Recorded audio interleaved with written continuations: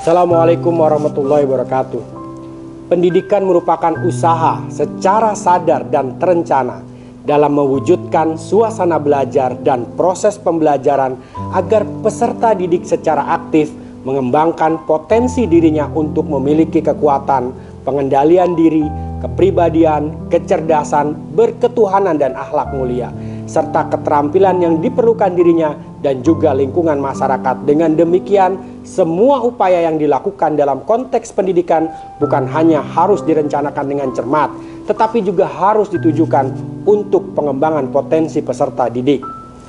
Berusaha agar seluruh kriteria yang telah dideskripsikan dalam standar kompetensi kelulusan dapat dicapai oleh semua peserta didik. Sebagai seorang pendidik harus dapat menyediakan pengalaman belajar yang memastikan bahwa semua peserta didik dengan segala keragamannya dapat dipenuhi kebutuhannya, sehingga mereka dapat menunjukkan kompetensi pengetahuan, sikap, dan keterampilan yang diharapkan setelah menyelesaikan jenjang pendidikannya sebagai konsekuensi logis dari keberagaman dan kebutuhan belajar peserta didik yang berbeda.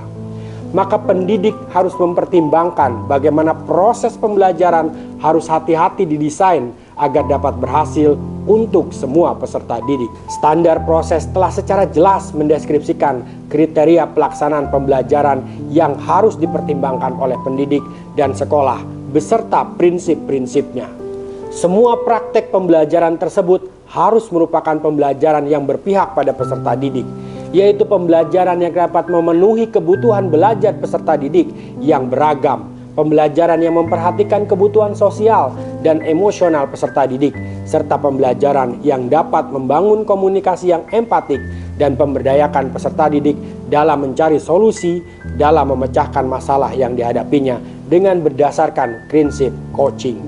Pembelajaran berdiferensiasi merupakan pembelajaran yang berfokus pada peserta didik dan sejalan dengan prinsip pembelajaran yang berpihak kepada peserta didik. Dengan memperhatikan konten, proses, produk, pendidik dapat menyesuaikan perencanaan, pelaksanaan, dan penilaian proses pembelajaran agar dapat semua tahapan proses tersebut sehingga dapat memenuhi kebutuhan belajar murid dan membantu kesuksesan belajar mereka. Selain itu, proses pembelajaran berdiferensiasi juga mensyaratkan adanya praktek-praktek penilaian yang baik.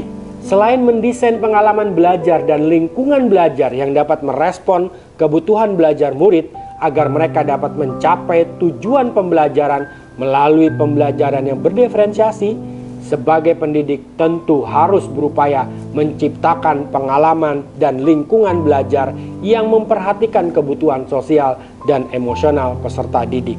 Pembelajaran sosial dan emosional semakin mendesak untuk kita terapkan dan praktikkan karena pentingnya perkembangan murid secara holistik, bukan hanya intelektual tetapi juga fisik, emosional, sosial, dan karakter. Sebagai pendidik yang mendampingi peserta didik di sekolah sepanjang hari, maka sudah sepatutnya pendidik memikirkan bagaimana menuntun peserta didik untuk mencapai kodratnya, bagaimana membimbing peserta didik agar dapat mengeksplorasi dan mengaktualisasikan seluruh potensi dalam dirinya dengan setinggi-tingginya, baik sebagai manusia maupun sebagai anggota masyarakat, sehingga dapat mencapai keselamatan dan kebahagiaannya. Pembelajaran sosial dan emosional merupakan pembelajaran yang mampu menciptakan pengalaman belajar bagi murid untuk menumbuhkan dan melatih 5 kompetensi sosial dan emosional, yaitu kesadaran diri, manajemen diri, kesadaran sosial, keterampilan berelasi, dan pengambilan keputusan yang bertanggung jawab. Sebagai seorang pendidik tentu harus mampu membawa komunikasi yang empati dan memberdayakan diri sebagai pemimpin pembelajaran dalam membuat perubahan strategi yang mampu menggerakkan komunitas sekolah pada ekosistem belajar. Perubahan strategi yang sejalan dengan semangat merdeka belajar untuk meningkatkan kualitas kurikulum yang bermakna dan kualitas sumber daya pendidik dan tenaga pendidikan dalam mewujudkan pendidikan yang berpihak pada murid di sekolah. Seorang pendidik harus memahami konsep yang sejalan dengan pemikiran filosofis pendidikan Ki Hajar Dewantara dan perkembangan pendidikan abad 21. Pendidik harus menguatkan paradigma berpikir Among, prinsip coaching, kompetensi inti coaching, alur percakapan Tirta, dan supervisi akademik dengan paradigma berpikir coaching.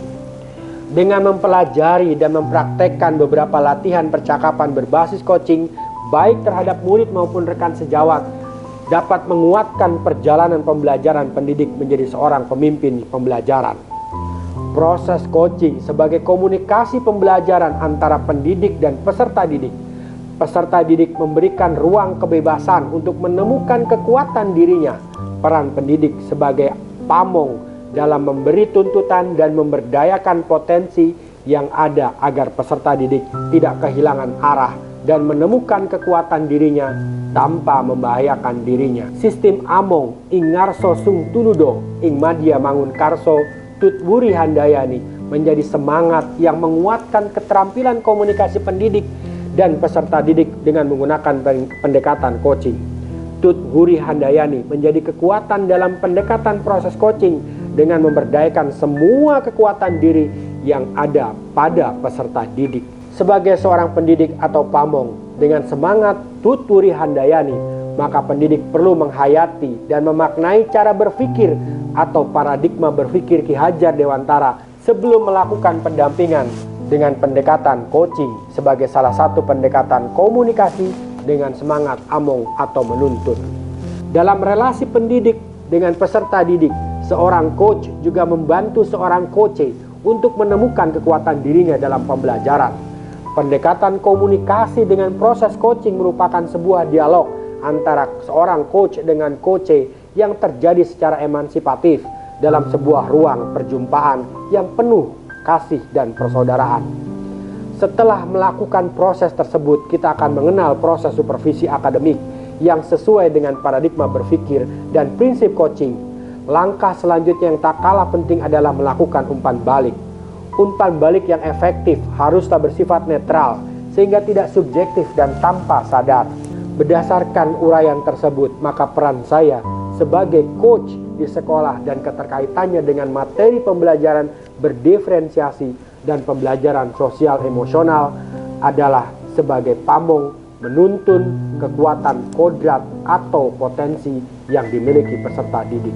Menciptakan suasana belajar dalam proses pembelajaran agar peserta didik secara aktif mengembangkan potensi dirinya sesuai kebutuhan belajarnya yang beragam melalui pembelajaran berdiferensiasi. Membangun komunikasi yang empatik dan memberdayakan sebagai pemimpin pembelajaran dalam membuat perubahan strategis yang mampu menggerakkan komunitas pada ekosistem belajar.